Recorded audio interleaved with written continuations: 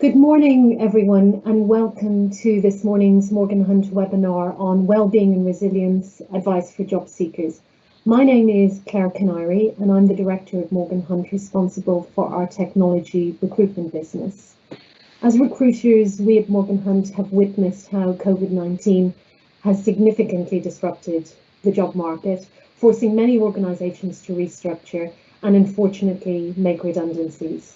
We talk to and advise job seekers every day, so we are very aware of the emotional toll on job seekers who are looking for a new role in a highly competitive market. That's why I'm very happy to host this event this morning with some key experts, and I'm delighted to introduce you to our panel today. Firstly, welcome to Suzanne Penny. Suzanne is a highly experienced career coach and MD of Career Studios. Suzanne is a passionate believer that job searching doesn't have to be a lonely task, and she offers interactive group, individual coaching and training sessions on confidence, resilience, career clarity, and all aspects of job searching techniques.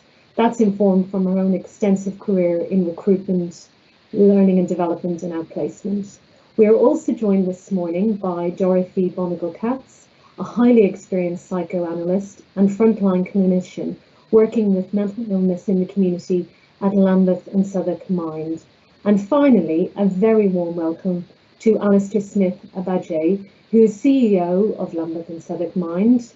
Alistair has a background in financial accounting and leadership, having worked in large corporates, local authorities, and the not-for-profit sector. He is a strong advocate for wellbeing and support of vulnerable people within communities, particularly around mental health issues. A quick point on our format today. In a moment, I'll pass over to Alistair, who will give us an insight on Mind and the great work that they do. I will then give a brief overview on the general job market currently. Then we will go to our main discussion session, which will focus on advice to job seekers. That should leave about 10 to 15 minutes at the end of this hour to address your questions. So please use the Q&A function on Teams to pass on any questions to the panel. We won't be able to publish them all, but we will see them all, and time allowing, we'll work through as many as possible. Now it is my great pleasure to pass you over to Alistair. Good morning, and thank you, Claire, for the very warm introduction. I also want to welcome our viewers who are 74 and counting, and I'm sure there's many more. My name is Alastair Smith-Agbaje. As Claire mentioned, I'm the Chief Exec for Lambeth Southwark Mind, and it's really a privilege and a pleasure to have the opportunity to be not just a part of this webinar, but also to share some of the work that we're doing that I'm sure has impacted maybe you individually with regard to well-being and mental health, or maybe a friend or even a neighbour. But Lambeth Southwark Mind is part of a national network of 118 minds. So we're quite big, and we have our separate individual setups in regard to, we are separate registered charities, but we also are networked to a national mind which is based in East London in Stratford. We ourselves as a local mind, we have been coexisting since around, I would say, 1980s. We were separate Lambeth and separate Southwark, but we came together as two minds in around 2008. So some of you may not know that Lambeth and Southwark is very unique in a sense of we have the highest in our borough, or two boroughs, the highest rate of psychosis, not just in London, but in Europe. So that tells you the magnitude of the challenges with mental health and well-being within Lambeth and Southwark. I would also say that, and you're going to hear from our experts, Dorothee and also Suzanne later, but I would also say that mental health, we all have. We have good health and we have maybe poor health. And I don't know about you, but I myself, as being vulnerable to you this morning, I myself has been impacted by mental health literally about a year ago when I had a very serious car accident, and I actually was off work for about 3 months, which wasn't very good, with a serious neck injury. Somebody smashed into my car from the opposite side of the road with my daughter on a school run. And I was a runner, a go-getter, and I was off work, signed off for 3 months with MRI scans, couldn't sit down very long. So that's to tell you that we are all susceptible to mental health and well-being. But why am I sharing this with you? We as an organisation, we provide support for everyone. Our USP is that our services are free. So what does that mean? We provide psychosis and psychotherapy for everyone for free. We also provide peer support programs for anyone within our borough, which is for free as well. So you could imagine throughout the period of COVID, this just absolutely exploded. And I just want to ask my colleague to just go to the next slide, just to give you a graphic representation of some of the impact that we've had with mental health and well-being. So you could all see some of the statistics. We all know 1 in 4 people, well, that ratio is even closer, suffer with mental health and well-being. We also talk about over 60% of adults, particularly since the pandemic, have suffered with mental health, and young people, well, it's got 68% there. Well, I would say it's closer to 70, 80%. You can see the numbers of people that have gone to hospital requiring support for mental health. And also I put a statistic with regard to funding, which I will go on to as well, that yes, the government are investing into mental health, but one of the things that we have to remember as a charity is that the government investing to local authorities such as NHS England and various commissioning groups. This is where we achieve our funding. But as some of you will know, that before the pandemic hit our shores last year, a lot of these services were already in a deficit. So if you've got a deficit already, how much more can be added to something that has a deficit? So you can imagine that our services have been absolutely stretched to the limit. And I want to emphasize, just going on to our last slide, that the service that we provide is a free service. As I mentioned, that we get some of our funding from NHS England, as I mentioned a few moments earlier, but we also get funding from corporate organisations, businesses, schools, local organisations that are very passionate about the work of mental health. But this comes at a price, because if your services are quadrupling in demand, then you've got a challenge, because how are you going to fund these events? To give you an example, we also get funded by events such as the London Marathon and Royal Parks Half Marathon. That event last year, or those 2 events, did not happen. So that left a hole of about 85 to 90,000 pounds that we didn't have in an environment where our services quadruple. So I just want to give you an indication of the impact of how fundraising is so important and visibility.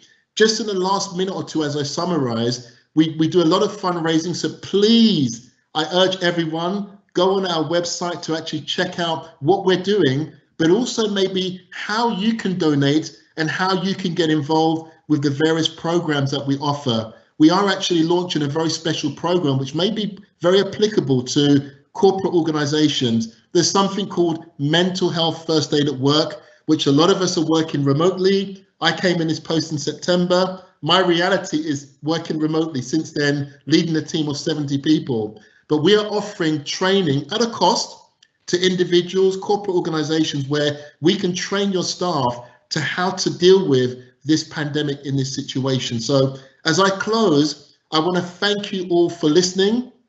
I'm sure there'll be the opportunity for questions during the Q&A at the end, but I just want to encourage you, please support the Mind programs that we're offering. We have a link for the website page, and if you have any questions, please put them in the chat. We would love to hear from you, and thank you for listening for the few minutes that I've had. I want to hand back to Claire. Thank you so much. Thank you, Alistair. That's really excellent and really important stuff. So just before we kick off our main discussion, I just wanted to talk everyone through the key sectors and just give a bit of context in terms of the general job market at the moment. So the sectors you see there are the key sectors that we are seeing an increase in hiring in over, particularly over the past 3 to 4 months. So whilst it's still a competitive market, there is definite growth in these sectors. So health and social care, life sciences, human resources, procurement and supply chain with the growth in e-commerce and online retailing, technology overall, so it's underpinning a lot of what organisations are doing right now, digital marketing and construction and engineering. So those are the key sectors that we're certainly seeing a change and a growth in right now. The clients we're dealing with are looking for particular skill sets right now, and those I would break down into the following kind of specialist skill sets and management and leadership in a challenging time, that's an obvious one, and business operations and projects and change. There's not an organisation out there that hasn't or isn't currently going through change, and that's probably set to continue over the coming year as we emerge from COVID. And then to complement that, the kind of softer skills that clients are asking us for are communication skills, very important. As Alistair mentioned, we're all working pretty much remotely and virtually at the moment.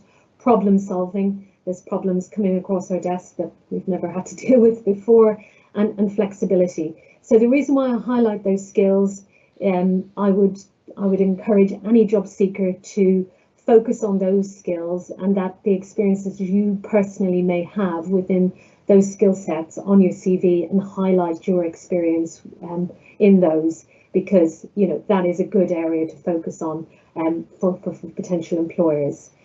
A point on where the job market is, we're certainly seeing a change over the past 3 to 4 months, positively, higher volume of permanent jobs registered and offers being made. It's still competitive, it's still challenging, but we're certainly seeing a change. And that's borne out by the ONS figures that came out this month. Employment increased by 70,000 in January alone, and I would expect to see that continue over February and March and into April. And the unemployment figures went down, which was great to see for the first time in a while this year. However, just to note, furlough is in place until September, and economists are predicting potentially further changes and potential job losses. So there is a window right now in terms of increased demand, skill shortages re-emerging. That's a good window to use as a job seeker to focus your job search. And then key advice from us would be targeting and tweaking your CV for specific roles, so being targeted rather than making bulk applications, and then utilising the time we have right now. You may have to upskill and focus on the myriad of online courses that are available, some free and some there may be a cost, but they will pay in the end in terms of just keeping your skills current. So just to finish off, the markets that Morgan Hunt cover, we recruit within charity, local government, central government, property and construction, social care and health, technology, housing, education, finance, and across professional services, including HR, procurement, and legal. So if you do, that slide just disappeared a little bit, but we will send around the slide deck to you. And there's an email address, and as you can see now, a means to get in contact if you do want to reach out to us and want some help with your job search. So I'd like to crack on with our main discussion this morning. So the first question I have goes to you, Suzanne. We're all aware that we're facing a bit of a mental health emergency right now, and almost all of us have experienced well-being and mental health challenges over the past year with everything that's been going on. But to set the scene for today's discussion, can you talk us through the key issues that you're seeing that you believe job seekers specifically face with regard to their well-being right now, in your opinion? Yeah, certainly, Claire, and hi to everybody on the session today. It's an absolute pleasure to be on here. I've been supporting people through job search and redundancy since 2010, and just to mention to whoever's watching today that I've also been made redundant twice in my career, and I've been out of work as a sole breadwinner, so I know how hard the emotions of this can be. I've been speaking to a lot of job seekers, and there's various different issues that people are facing, and of course things like the volumes of rejections at the moment. Hardly anybody in a job search usually gets the first role in a non-recessional market. Job search is usually fraught with some rejections, and of course we're seeing people who are having multiple rejections. So that's got to be the first one, and because of the volume of competition.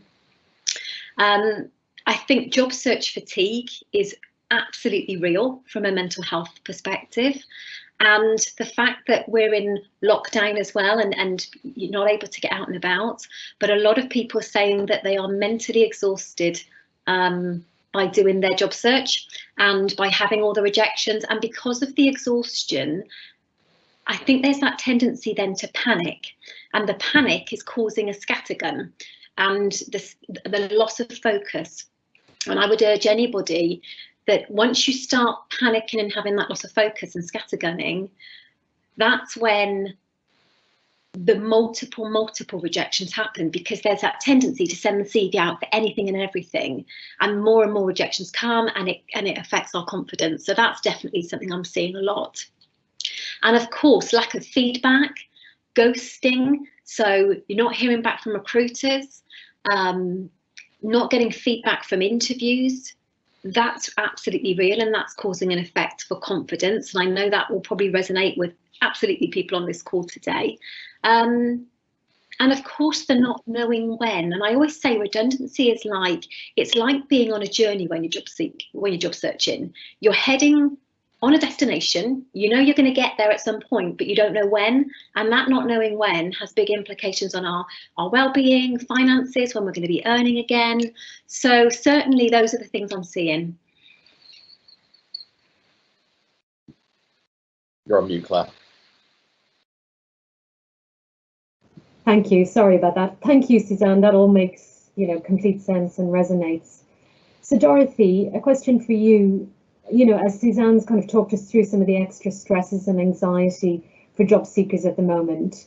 But for those on this webinar who may be supporting job seekers, either personally or maybe professionally as employers, what advice can you give them in terms of being able to provide constructive support to an individual, who they can see is probably clearly struggling with the effort of looking for a new job right now?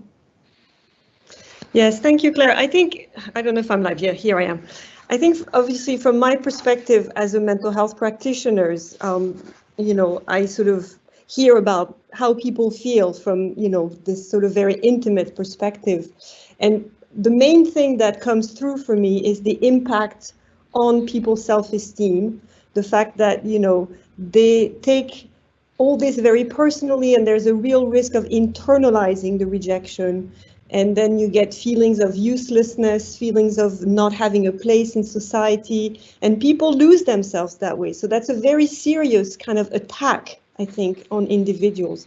So for people who support people going through this extremely difficult process of looking for a job and being rejected and being in a very sort of challenging environment, it's to precisely sort of tell them, do not take any of this personally, because it has nothing to do with you. It has to do with you being inscribed in very unprecedented times where, we've never been in this situation before.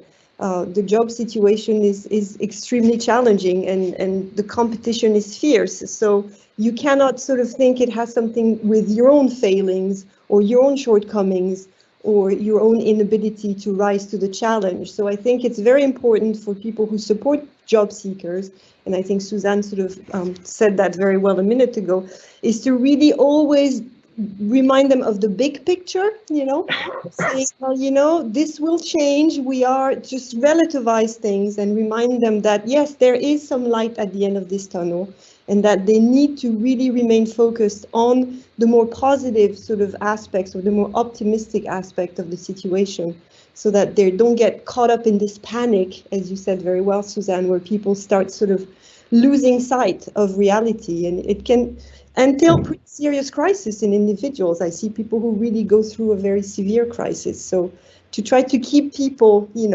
afloat, and to remind them that things will get better, and that it has nothing to do with them personally. I think that's what I would say. Great, thank you, Dorothee. That makes sense. Suzanne, do you want to add something to that? Yeah, happy to. And I think this is relevant for whether you are on this session today job searching or whether you are supporting somebody, to remind ourselves that when you're in transition, there's a roller coaster of emotions that take place. And if anyone's ever read William Bridges' transition model, it's basically when you don't start transition with an exciting new beginning, you start it with an ending, a loss, a letting go. So if you're supporting somebody with a job search, there's going to be a grief and a letting go stage. And then it's like being on a bridge. There's a middle bit to this. Before you get to the new beginning, there's the middle bit. And when you're on transition, again, it's our psychological process that we have to go through.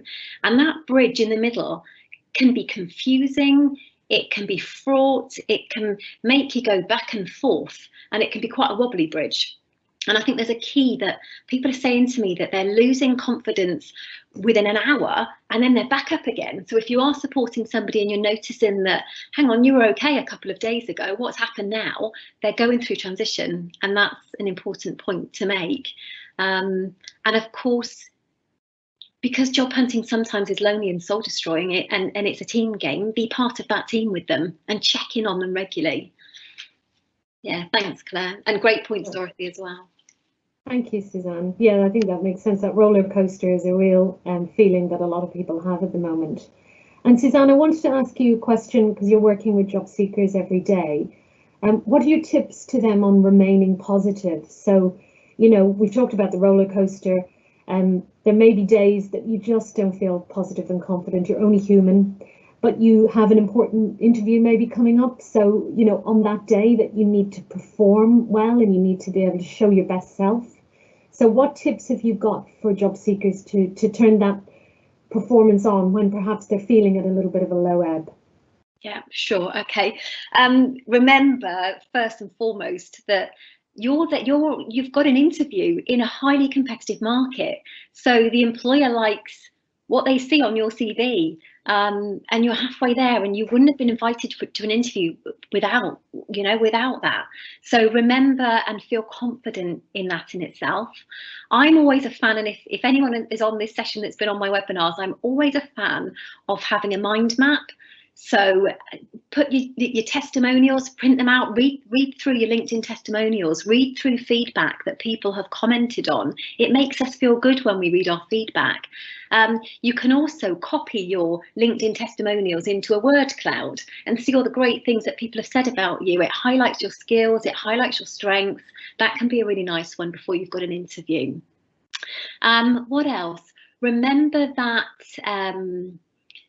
prep is so important in an interview, and if you feel prepped, you'll feel more confident. So that's really key. Don't feel that you're doing last minute. Make sure you have a bit of fresh air before the interview too.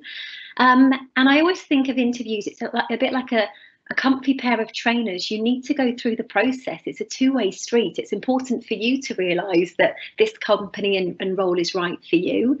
So but have that confidence that you are being invited to an interview because they like what they see on paper. So even if you're feeling a little bit fragile, there's just something to remember. Great, thank you, Suzanne. And Dorothee, you know, it's hard to cope with increased stress and anxiety, as we know. We've all experienced it over the last year. But I think that's particularly hard when a job search is taking longer than normal, and that's certainly the experience of a lot of job seekers right now. And on top of that, then there's financial pressures mounting for individuals. So what's your advice to help relieve this stress and how you really kind of manage it so that it just doesn't overwhelm you every day or overwhelm the individual and make the job search even more challenging? Yeah, I think it's perhaps important to locate that within the temporality of this pandemic we're in, which creates a very strange sense of time in all of us. I think we've all experienced that. You know, people feel that things are moving very fast and very slowly at the same time. So you can imagine, like, for a job seeker, and I'm sure you experience that, it's something that is magnified because you are facing this uncertainty, this panic, as we said. And I think this roller coaster, I completely agree with that. You also are dealing with a very imbalanced kind of timeline where you will go through very intense periods where you have to, you know, work really, really hard in an application. You sort of really put everything you've got into it, and it's a very demanding process, a very exposing one as well, because you're, you know, putting yourself out there. And then this very intense period will be followed if you're not successful, by a sense of, idleness that is imposed on you, inactivity, and you might crash a little bit and find yourself in a bit of a slump where perhaps the negativity of the situation is very difficult to, it's overwhelming. You need to kind of find your way out of it until the next application where you go through the same thing. So it's really this kind of very, very steep roller coaster, I would say, that you have to navigate in this temporality where uncertainty is also, I think, the main thing. We're all in it.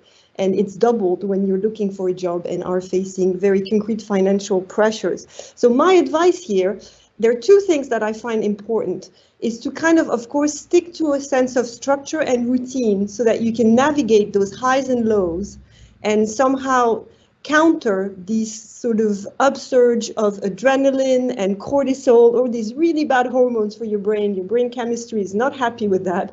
And it's very destabilizing for individuals to try to ground yourself in sort of, structured activities, a routine, sort of bedtime, healthy habits. At the same time, I would say don't put too much pressure on yourself either, because I've seen people who are like really, trying to do the right thing. They do their yoga, then meditation, but then it becomes a bit too much. And they're like, oh, I have failed. I haven't done my, meditation this morning. So, go easy on yourself, be kind to yourself. That's very important because, you're going to be your best ally at the end of the day.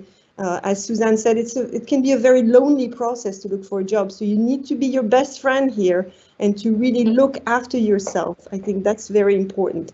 And the other thing that I will say that for me in the work that I do with people who are very unwell, I would stress the incredible benefits of creativity. I think this is the thing that really is the best antidote to all this stuff.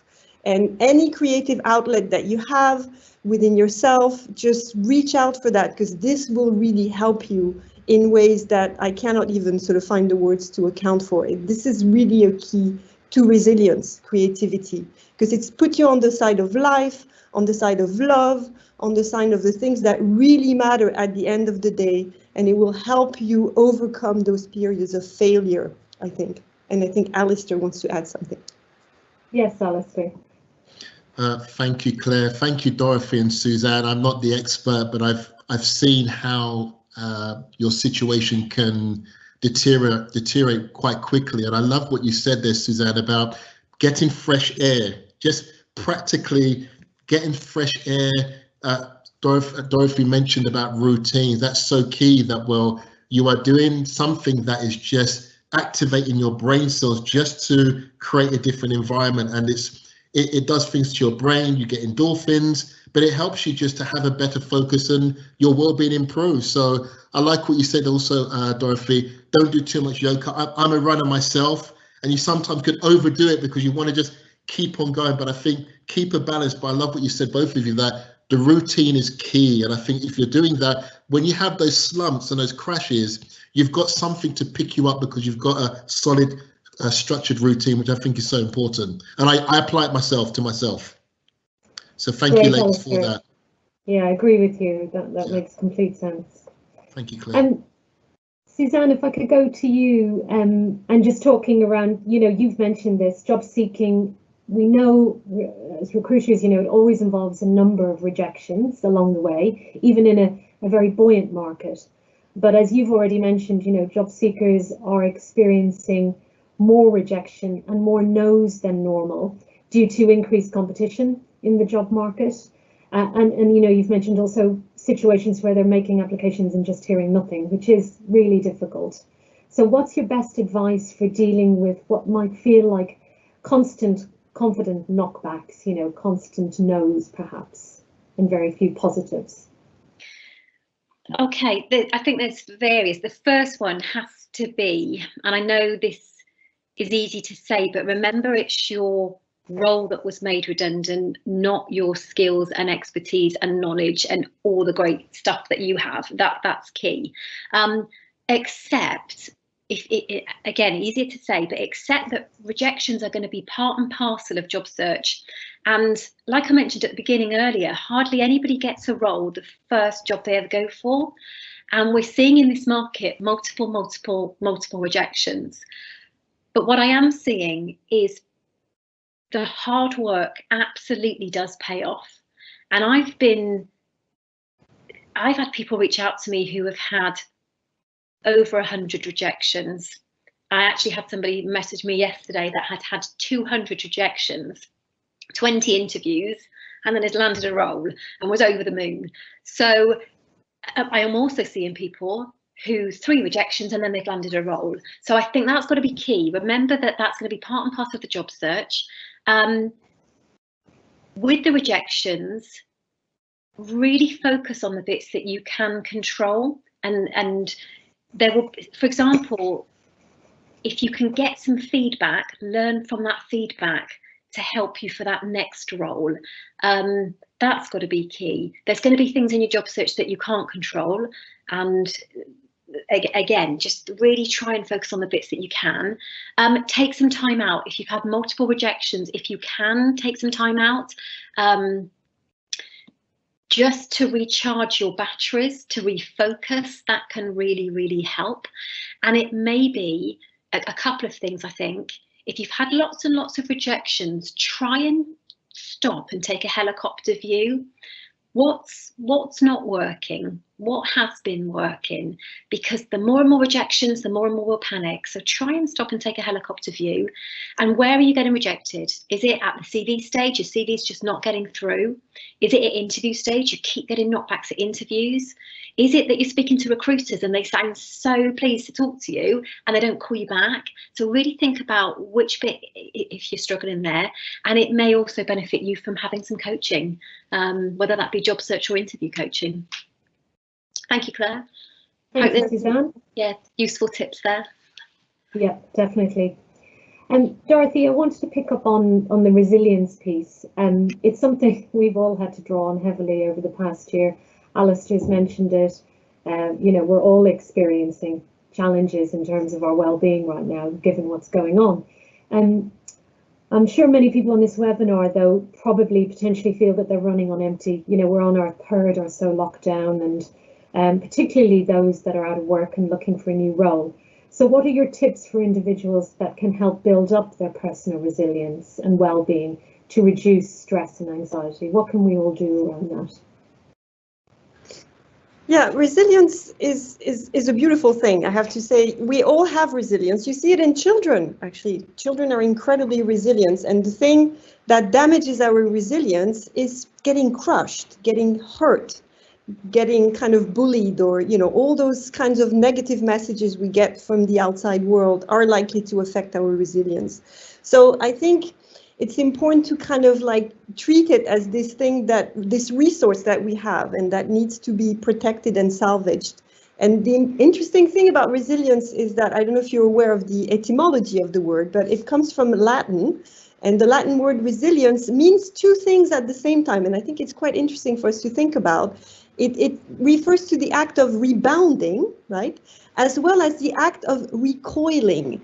And I think these 2 dimensions are very interesting to think about, because, you know, of course, the rebounding, maybe that's the thing that we think about most with resilience, is this ability to bounce back, right? To have this kind of, you know, it's kind of like you get to the bottom of the pool and then you push with your feet and you get yourself back to the surface. We've all done that a million times, you know, whether we're mental health practitioners or anything, we all get those moments of bottom of the pool. But then we kick ourselves back to the surface and to where the light is above our heads, right?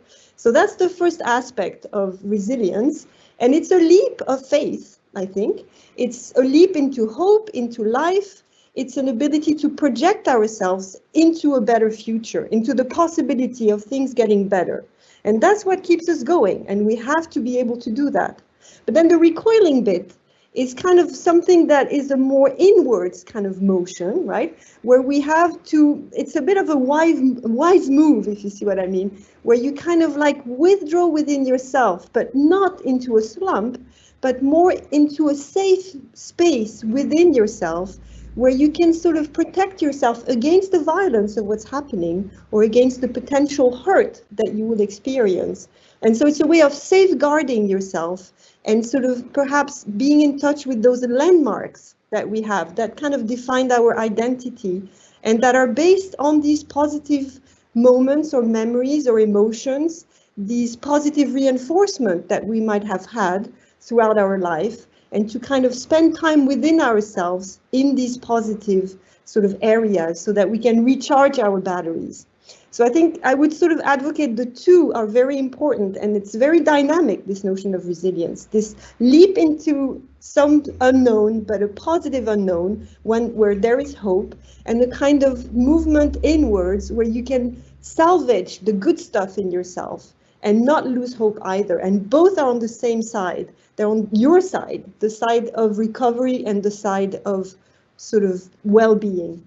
So that's what I would say. It's always interesting to look at where words come from, actually.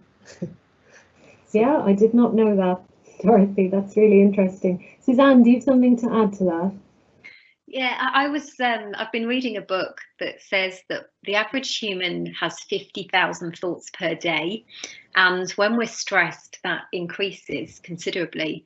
And I think one of the key things I've been reading is that we have the power to change our thoughts. So it's really common when we're stressed that we're going to tell ourselves a negative story. And I get people that will say to me, I'm rubbish at interviews. I'm never going to get another job. I'm never going to get a salary that I used to be on. And if we start telling ourselves a different story, that can really, really help, I think, with our resilience and our mindset. And I call it, rather than mindset, mind shift. So tell ourselves a more encouraging story. And I've seen clients then that I've supported go from lack of confidence, lack of focus, lack of structure, to feeling much more confident, and then seeing the results come through. And they've landed interviews because they've been telling themselves a different story. So resilience is definitely, as you say, Dorothee, and it's, you know, it's something that we can build on. It's a bit like a muscle. We can build it. And I think one of the key things is telling ourselves those stories and being grateful for the little things that we have.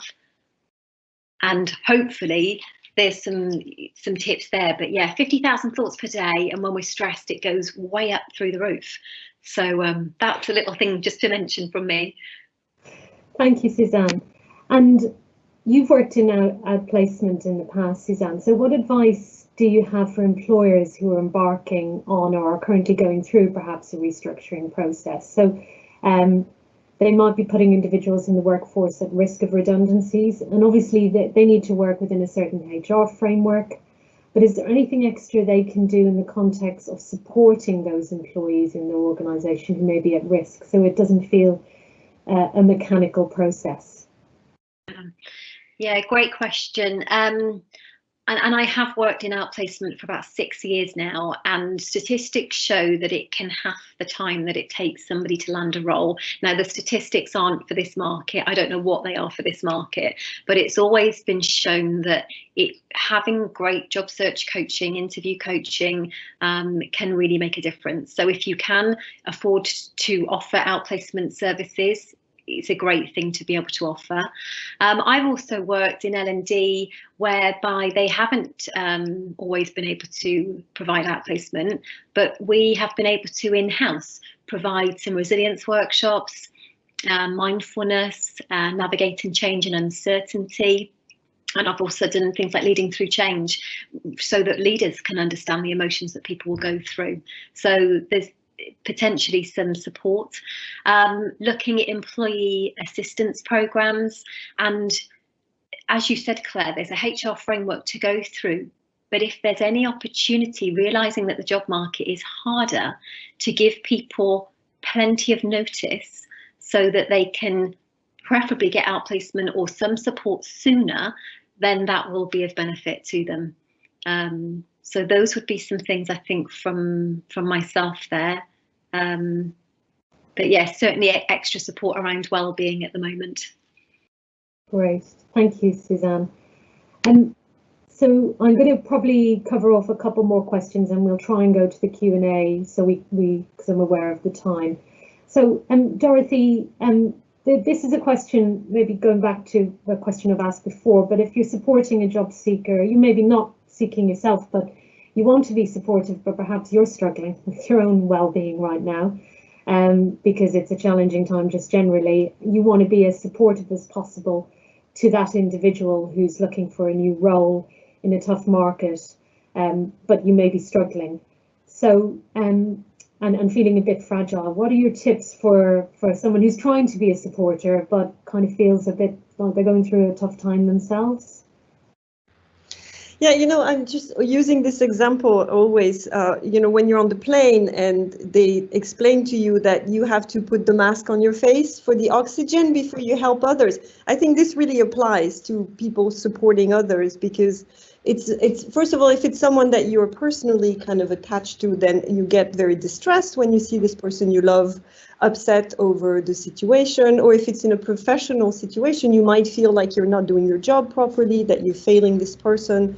So once again, it's very important to move back and try to think from the perspective of the other person always, and to try not to let your own personal things get in the way of your supportive role. And if you're not able to do that, then I would suggest pull back a little bit, recenter on yourself, like the oxygen mask moment, and try to sort of think about what it is in yourself that perhaps is preventing you from being there for the other person. Are you angry with them? Are you fed up with them? Are you frustrated? There are all these emotions that are not very noble when we try to support others, because it's challenging. We have to live up to what they're asking us, and we're not always able to help. That's the other thing that's quite difficult to accept, because we want to be helpful, but sometimes we cannot be helpful, and we have to accept that. And once again, move back a little bit and just say, okay, maybe I can help in another way, or maybe just being there, merely next to this person, alongside with them, is enough for them to feel that, actually, sometimes people just want to be able to say what they say and express negative emotions and not be given solutions, or, they just want to be listened to. And I think that's something that can be difficult to do, but that is important as well to provide. So I would think a lot of self-reflective kind of sort of dimension to this supportive role, and to be quite realistic also about what you can or cannot do, because that helps. If you ask too much of yourself, you're not going to help the other person. And that's important to bear in mind, I think. Yeah, thank you, Dorothee. And Suzanne, what about job seekers who are we've talked about it, sending off hundreds of applications and CVs, getting little or no feedback, and the ones that perhaps might be getting interviews and are getting to a final stage, but always feel like they're coming in second, so they're getting interviews, but they're not getting that final offer yet. What's your advice to them in terms of remaining motivated, and how you can keep going in terms of that situation? And again, it's something I've seen a lot, Claire, for sure. And actually, one thing I will say, you've just mentioned that little word yet. It's such a powerful word. You haven't got that offer yet. It will come. I recently I was so delighted for a chap who had 6 knockbacks at interviews. He'd been picked to the post 6 times. His confidence just was on the floor. He was a senior manager, and he just really struggling now. And then suddenly he had 2 job offers, and I am seeing things can turn quickly. And I've also seen people who have said to me, I've been picked to the post again, I've now got nothing in the pipeline. But actually then suddenly things have come up because they've been active on LinkedIn, because they've been refreshing their CV regularly on job boards. That can make a difference. Because they have kept their job search efforts going, or all the hard work they've put in, suddenly can turn. So it will come, that little words, you haven't had it yet. But just a few tiny little things practically that you can do. For those of you, if you have put your CV on job boards and you're not getting anything back, and it's making you feel unconfident because you've had nothing back, do refresh it every 7 to 14 days. It enables recruiters to see that. Make sure that your LinkedIn profile is optimized. Make sure that if you can, join the community on LinkedIn. I've seen such a community feel on LinkedIn this year. There's job search groups going up, so you don't have to be alone doing your job searching. That can make a difference. And I think another little thing just to mention is the power of networking. And we know that it's always been over 70% of the job market has been hidden and not advertised. I ran a poll last week, and actually 34, I think it was, % of people had landed roles via networking in the last year. So having networking conversations can just stop the staring at the screen. But certainly the hard work will pay off, and don't lose sight of that. That would be a key thing from me. Thanks, Claire. Thanks, Suzanne. And Dorothee, final question now, and then we'll go to our Q&A to you. I mean, it's easy to lose hope and feel gloomy about the future right now. I think everyone will agree with that. And if you're out of work and looking for a new job, you know, even if you're generally an upbeat person. So what tips or tactics do you have to help people see beyond the kind of current feeling of gloom and to a brighter future? Yeah, it's very difficult because I think, you know, people should be entitled to feel upset and distressed and sad. And it's true that we always want people to be positive, but I think I would sort of say, you know, be in touch with your disappointment and kind of take it on board, but then don't wallow in it. That's the thing that I would, the main thing I would just say, you know what, look ahead and, you know, think, how can I sort of make things better in the future? How can, you know, even if something goes wrong, just kind of, you don't get the job, or just think, okay, you know what, this happened, I'll do better next time. And just kind of try to keep this perspective by not thinking too much. Once again, all these extra thoughts, as Suzanne was saying, too many thoughts when we're stressed, it's true. Just try to like say, hey, you know what, I am not going to wallow in this. I'm not going to think about it. I am going to think about how things can be better. And I think it takes discipline to do that, but it's also a way to limit the upsurge of negative thoughts. But at the same time, I think it's important not to suppress them too much, because then you bottle it up and it comes back with a vengeance. So you have to mourn things, as we were saying, and to kind of, you know, make room for things and say, yeah, you know what, I feel really bad right now, and that's how it is, but I will feel better soon. And I think both of these things are important. This sort of recall, rebound kind of thing. A bit. Yeah. Thanks, Dorothee. Alistair, do you have something to add to that one? Yeah, I think Dorothee and Suzanne have already expressed these thoughts already, but I like what Suzanne mentioned earlier as well. With regard to LinkedIn, the profile, there's a lot more community partnerships now. People are collaborating more, and I think that we're not alone. There's power in community, and people are talking more to each other. They are coming together, and I think that if you realize you're not alone, there's power in coming together. And it's not to mourn what you're going through, but you can do that together in a positive way to lift up, well, to cheer up each other and to apply to other jobs that may be out there as well. So I think that's very key, that talk to other people and see how you can encourage each other. Yeah, completely agree, Alistair. Suzanne, do you want to throw in a final thought on that one? Yeah, agree completely. The power of community is so key, and job searching, you can feel like you're so alone, but joining a job search group or reaching out on LinkedIn, and it can make such a difference. And also volunteering, potentially doing some volunteering work. People are saying to me recently, it's just broken up the week for them, as opposed to being at home every single day thinking of job search, and they're saying that they're being more productive on the days that they're at home job seeking and doing a bit of voluntary work, giving back. That could be a little tip there. Yeah, could make a difference. Thanks, Suzanne. I'm just looking at some of our questions in the Q&A, and actually one of our questions was somebody saying, I'm finding the job search very time consuming, but I keep thinking I should be volunteering or something so that I look like I've been doing something constructive. How will employers look upon how I've used my time once unemployed? I mean, I think the other thing with that, I'll pass it over to the panel, but, you know, job searching can be a full-time job as well. So don't beat yourself up about spending time on your job search, if that's what you need to do.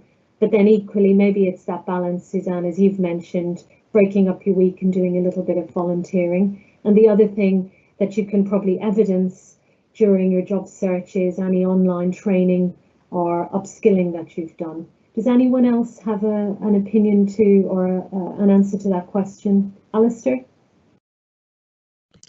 Thank you, Claire. I think Suzanne hit it on the head about volunteering. That's something that charities particularly are really surviving on, volunteers. That we've seen an increase in our work that we do where people want to volunteer. They're not in work. We mentioned earlier about the importance of a routine, and some people want to be in that environment where they can offer their services for maybe 1 or 2 days a week. Yes, we're in a remote environment, but their skills are still required, and charities like myself, we are in need of those volunteers. So absolutely, and we've got that on our page as well, just to put that in, Claire. I'll hand back to you. Great, good plug there, Alistair. Very important, and we're going to need charities like yourselves even more over the next 12, 24 months. So this isn't going away anytime soon. This is a good question, actually, and I think it's in the age of social media, very, very common. Somebody's asking, how do we stop ourselves from comparing ourselves to others? So looking at LinkedIn shows people are getting new roles, and whilst personally, you can be happy for them, that can also be a bit crushing or a bit soul destroying because it's not you. And, this is job seeking is personal to the individual. And it makes this person feel as though they're using, the pandemic as a crutch when others are getting jobs. And although I understand the market is difficult to get into at the moment, so I think this is somebody maybe, finding it difficult to see other people getting jobs, but maybe beating themselves up a little that they're not. Anyone like to give a thought on that? I mean, I would say, I think, we've talked about the community feel of LinkedIn. I think that's important, but maybe not sitting there scrolling on it all day. I think it's always important to break it up so that you're not feeling like you're constantly seeing somebody else getting a new role. And yes, I suppose there's an element of competition, but maybe if you know those individuals, reaching out to them and asking them what worked for them, how did they get the role, getting some tips from that. So trying to use it maybe to get some positive feedback.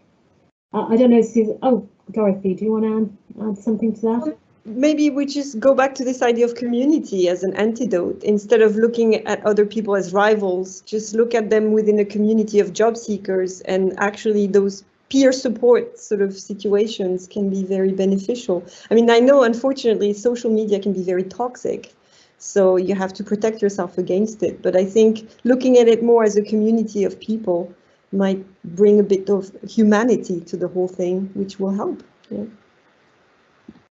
Thank you, Dorothee. Suzanne? Am I off mute? Can I just check? Can you hear me? You are, yeah. Yeah. No, and I think it's a really, really valid point. And people say the same thing, it's not me yet. I keep seeing everybody else and it's not me yet. And I think exactly as you've said, try and limit your time on social media. I think when we're doing job search, we can have LinkedIn on pretty much all the time, and you're constantly having a good look to see what's going on out there.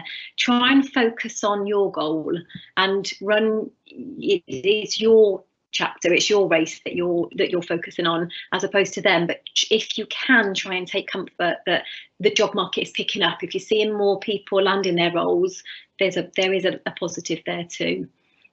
Yeah, that's a really good point, Suzanne.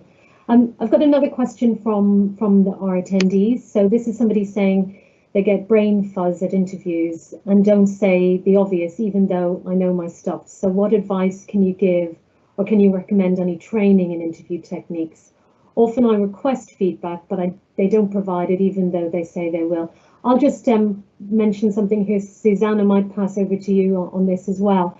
I mean, my advice would be try and practice in front of a camera, listen to yourself, because it's amazing what you pick up yourself. And also maybe that will help you with confidence, because hopefully it won't become robotic, but it will flow better in terms of maybe being able to answer some of the questions. So if there were particular questions you found difficult, practice answering them, and then listen back to your answers. And yeah, there's a lot of interview training out there, and I'll let Suzanne talk to that. But the other thing is, yes, I mean, keep asking for feedback. It is perpetually our bugbear as recruiters as well. I think there's an element that nobody likes to give bad news. Employers often don't necessarily always give the feedback to us, and it's difficult to then pass it on. But keep asking for it. That isn't a reason not to ask, because it is helpful. Suzanne, did you want to add something in on that question as well? I think Claire, it was a great point that you said around practice, listen on Zoom, even record yourself and listen back. I do run interview coaching and interview workshops with other people. I get people together in interactive breakout rooms and in small groups. So I'm just going to mention that. What else? In terms of mind going blank, just remember those little things like I've mentioned, you're halfway there. They like what they see on paper. Remember that from a confidence point of view when you're going to that interview, and just take that time to collect your thoughts, read through your LinkedIn testimonials, but just keep practicing, even if it's with a partner at home, even if it's with a friend. And as soon as you're out of that interview, make a note of the questions that came at you that you want to improve on next time. But certainly there's just a few little things from me there. Hopefully that was of benefit. Thank you, Claire. Great. Thank you, Suzanne. I'm aware we might have a little bit of a technical issue. I'm not sure why, but I can't see any of my co-panelists, and potentially that vision, and I'm not sure that everyone can see our panel at the moment. Apologies. It is live, and we'll continue talking and having this conversation until 12, but I'm not sure why that's happened right now. So actually, I've got a question. I can't see you, Alistair, but I hope you can maybe give me some insight on this one. It just happens that this person's asking the question around the charitable sector, but they said they've been asked some obscure questions at interview which seem to have no bearing on the role.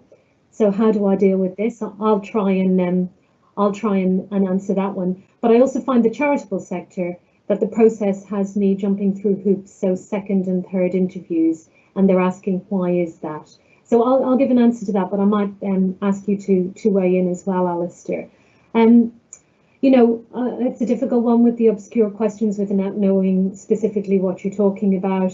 Perhaps the interviewer isn't that experienced themselves, and they aren't necessarily following the structure and outline they will have got from their HR team, or they may not have a very large HR team. So that's difficult to answer. I suppose, you know, it's just trying to deal with what comes your way, but maybe ask the question back to the interviewer. So what in particular do you want to know around that? And, you know, what is it with regard to that question you're trying to find out? There's, you know, it's a two-way process, so I would always go back and forth. I think this process of going to second and third interviews, given that most interviews are happening virtually at the moment, and we're all doing it over Zoom or Teams, you know, I think organisations, it's a big deal hiring somebody, and it's unknown territory hiring somebody virtually. Alistair mentioned he started his job and has been working virtually and barely been into the office, and a lot of people are going through that, and that's certainly our experience, that employers are potentially doing, you know, an extra stage in the interviewing process because of the fact that they're doing it virtually, so they want to include as many people, and you know, it's a little bit of an unknown process. If anyone wants to add in there, sorry I can't see you because of that technical issue. Anyone want to mention anything else in terms of that answer? Yes, Claire, I believe you've really answered that very well, and thank you for reminding me of my experience. My experience was exactly as the person that sent the question. I believe I had a process of about 4 or 5 interviews. That was quite daunting for myself. It was quite vigorous, but I also understood that the type of the role, and also that we're in lockdown, there was the need to really, you have that dynamic when you're face to face with somebody, but when you're remote and online, it's a different take, and that's what we had to do. And I'd like to think, Claire, they got the right candidate. Exactly. Thank you. Thank you, Claire.